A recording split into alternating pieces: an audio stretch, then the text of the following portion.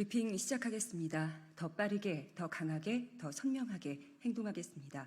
조국혁신당 대변인 강미정입니다. 공수처는 나경원, 한동훈 등 국민의힘 대표 후보들을 소환해 조사하라. 국민의힘 대표를 선출하는 전당대회가 조금 더 길었으면 좋겠습니다.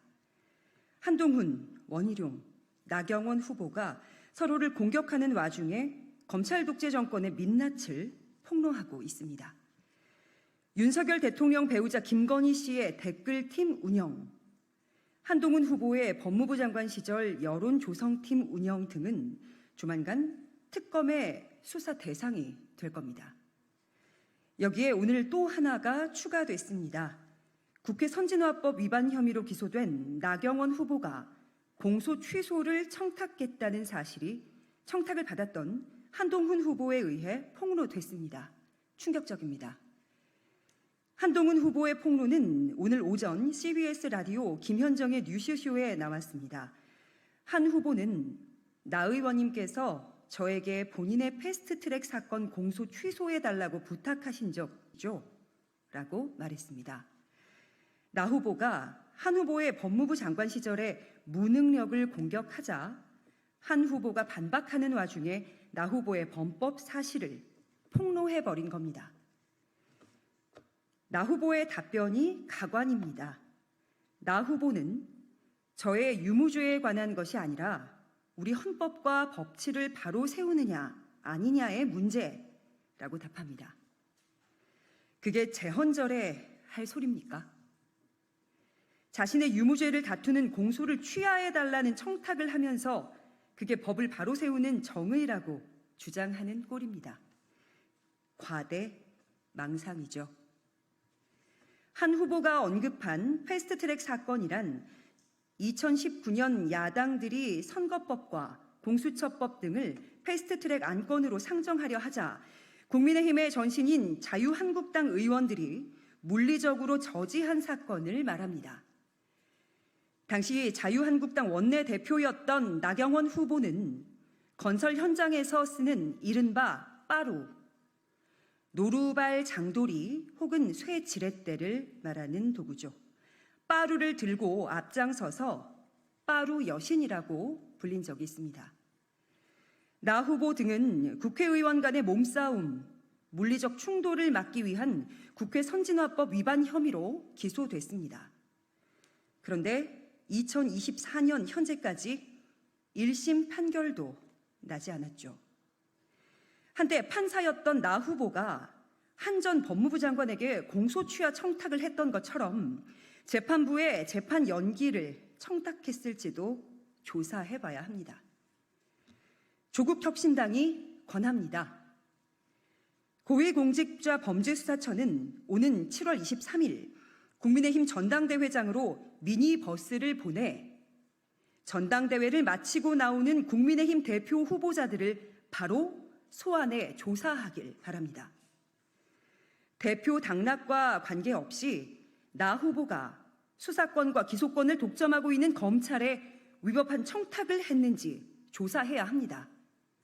한 후보가 법무부 장관 시절 댓글팀 혹은 여론조성팀을 운영했는지 조사해야 합니다.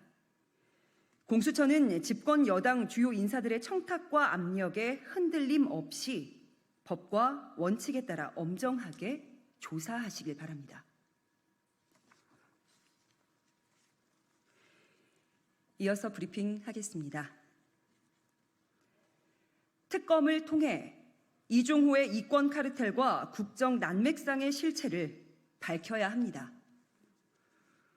도이치모터스 주가 조작 사기꾼 이종호는 안 끼는 데가 없습니다. 내가 VIP한테 얘기할 테니 절대 사표 내지 말아라. 임성근 전 사단장 구명로비 의혹을 증폭시킨 이종호의 육성입니다. 이종호는 자신이 언급한 VIP는 김건희 여사라고 실토했는데 이번에는 수사외압 경찰 간부 징계 무마 의혹에도 이종호가 연결됩니다. 도대체 이종호는 뭐 하는 사람입니까? 홍길동도 아닌데 왜 국정 곳곳에 무자격자가 어른거리는 겁니까? VIP 믿고 호가호위하는 건가요?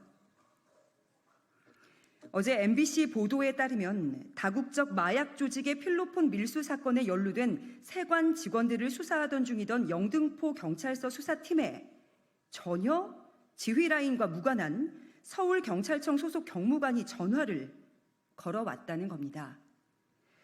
세관 수사 내용까지 밝히는 건 야당 좋은 일만 시키는 거다라면서 압력을 가해왔다는 건데요. 그 경무관이 바로 이종호가 모 서울 치안감 별 2개 달아줄 것 같아 우리가 그 정도는 데리고 있어야 되지 않냐? 라고 경찰 승인 인사에 관여한 것처럼 말한 바로 그 사람입니다.